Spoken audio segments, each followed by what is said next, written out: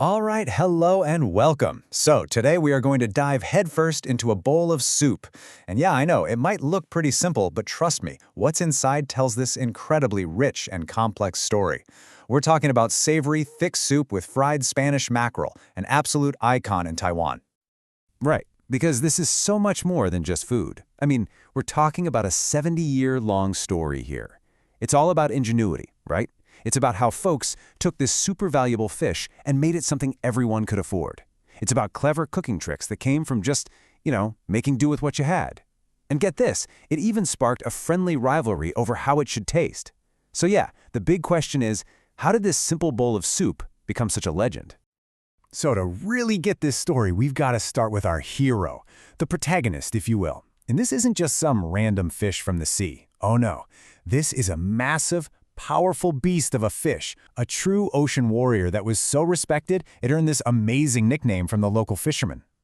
They literally called it yu kin, which means fish gold, and you can probably guess why, right?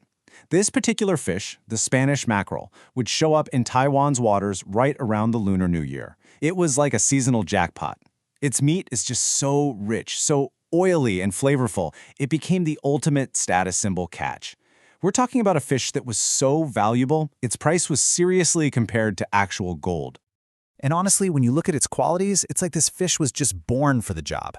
First off, its flesh is super firm, which is key. It doesn't just turn to mush when you cook it in a soup. Plus, it has very few bones, which makes it way easier to eat. It's a big fish, so you can get these amazing, satisfying chunks out of it. And to top it all off, it's packed with all these incredible, flavorful oils. I mean, it was basically the perfect lead actor for this culinary show. Okay, so you've got this prized, noble fish, right? So why on earth would you do something like deep fry it? It almost sounds a little disrespectful, doesn't it? Well, the answer is just, it's pure genius. It wasn't just about making it taste good, it was a brilliant solution to a very real problem they had back then. The actual process seems pretty simple. You marinate the fish, you coat it, and then you fry it. But that coating, that's the secret sauce. It's a very specific kind of coarse sweet potato starch, and this stuff is what creates that incredible golden crispy shell. You could almost call it a battle robe. And believe me, that starch is everything. We'll get to why in just a sec. And here's where the genius really kicks in. Frying this fish did two incredible things at once. First, remember, this was a time before everyone had a fridge. So that crispy crust, it acted like ancient Tupperware. It literally sealed the fish, keeping it fresh for longer. But that's not all. Frying also did something amazing for the flavor. That high heat unlocked all those natural fish oils and created this perfect crispy armor that's just begging to soak up all that delicious soup later on. Problem solved and flavor maximized. So smart. Okay, so we've got our hero fish all dressed up in its golden armor. Now, where does it go to fulfill its destiny? We're heading to a very special place, the ancient city of Tainan, which is, without a doubt, the food capital of Taiwan. This is where the legend really begins. So picture this. It's the 1950s, post-war Tainan. You've got these incredibly clever street food vendors, and they have a brilliant idea. They take this super expensive fish gold, chop it up, fry it, and then they serve it in a simple, affordable bowl of thick soup. And just like that, bam! A luxury fish that was once only for the wealthy is now something that anybody could enjoy. It was a total game changer, a democratization of flavor, for sure. Now, we keep saying thick soup, but there's a specific word for it, gang. And to really get this dish, you have to understand what gang is all about. It's a style of soup that came over from Fujian, and at its heart, it's all about being resourceful. The whole idea is you thicken up a broth with some starch. Why?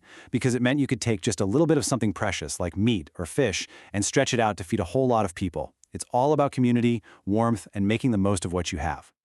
And the soup itself, the Tainan original, is just this perfect stage for our fish. The foundation is a light, clean broth, maybe from pork or fish bones. Then you add in some veggies for a touch of natural sweetness, like cabbage in the winter or bamboo shoots in the spring. Then comes that sweet potato starch again, which gives it that signature, almost silky texture. But the best part? The final touch? That's left up to you.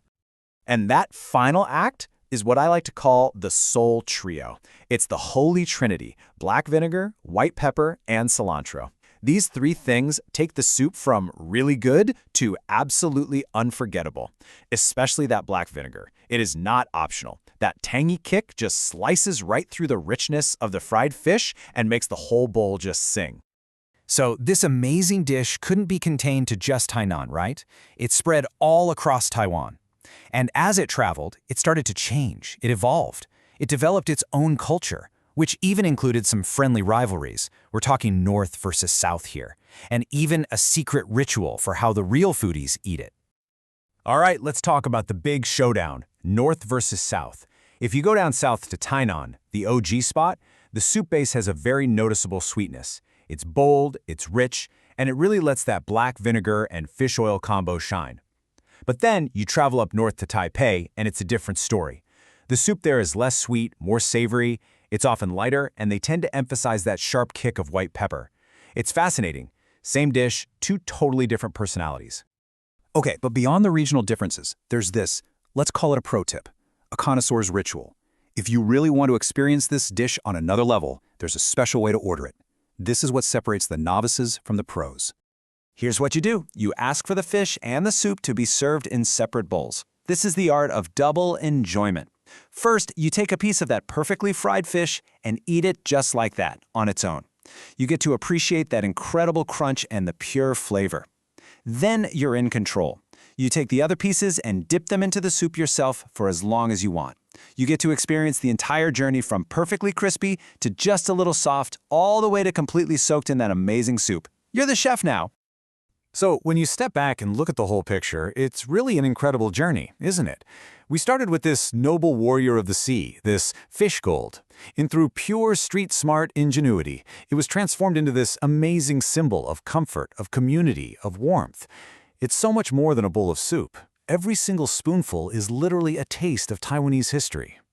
And that brings us to the final and maybe the most important question of all. The next time you're sitting in front of a bowl of this, what's your move gonna be? Are you on team soft, letting that fish soak up all the goodness until it's perfectly tender? Or are you on team crispy, eating it fast to get that amazing crunch in every bite? There's no wrong answer, but you gotta choose a side.